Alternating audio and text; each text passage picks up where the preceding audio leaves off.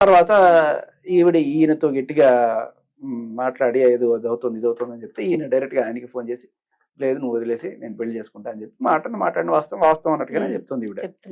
సరే అయి ఉండొచ్చు, కానీ అప్పటిదాకా ఆయనకి పట్టిన మానసిక వ్యధ ఏదైతే ఉందో మీరు ఎలా అంటే ఒక డైవర్స్ అఫిషియల్ గా తీసుకోకుండా డైవర్స్ అప్లై కూడా చేయలేదు, 2 నెలల క్రితం అప్లై చేశారు. సార్ ఇందులో ఒక డౌట్ రైజ్ అయింది, మనకు స్టార్టింగ్ కూడా అనుకున్నాం ఆయన ప్రమేయం అంటే ఇద్దరు కలిసి ఏమైనా ప్లాన్ చేశారు, ఏదో పెద్ద స్కెచ్ ఇది ఫెయిల్ అయిపోయింది అని అనుకోవచ్చా? అనుకోవడానికి అనుకోవచ్చు, కానీ మనకి ఏ రకమైన సాలిడ్ ప్రూఫ్లు దొరకట్లేదు. ఎందుకంటే ఈ మధ్యకాలంలో కొన్ని ఇటువంటివి జరుగుతున్నాయి, ఇద్దరు కలిసి ట్రాప్ చేస్తున్నా కొన్ని కేసెస్ చూస్తూ ఉన్నాం మనం.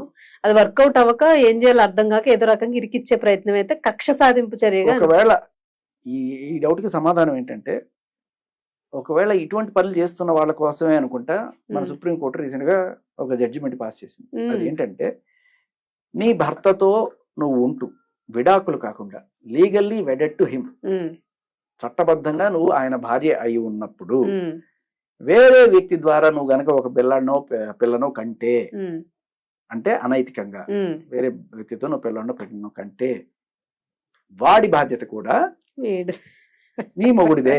నీకు చట్టబద్ధమైన మొగుడు ఎవరైతే ఉంటాడో వాడిదే బాధ్యత, అంతే తప్ప వాడు వల్ల అయింది కాబట్టి వాడి బాధ్యత అనడానికి లేదు అనేది తీర్పు.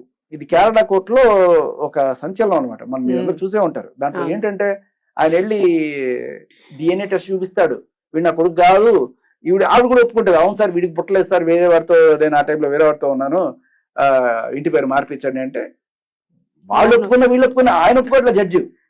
చట్టం ఒప్పుకోదమ్మా, చట్టం ఏం చెప్తుందంటే ఆయనతో బెడ్డెడ్ పర్సన్ ఎవరైతే లీగల్ గా చట్టబద్ధమైన రిలేషన్ లో ఉన్నప్పుడు నీకు పుట్టిన బిడ్డకి ఆయనే తండ్రి. DNA టెస్టులు జాంతనాయి.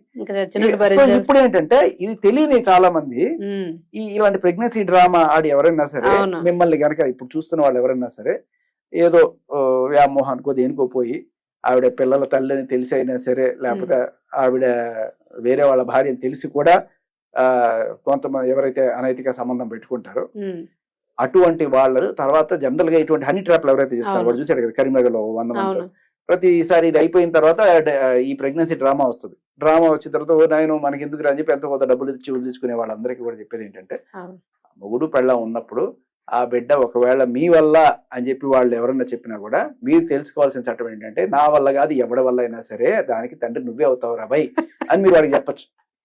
ఇది చట్టం. చెప్పొచ్చు, పెట్టుకోవాల్సిన విషయం. ఈ చట్ట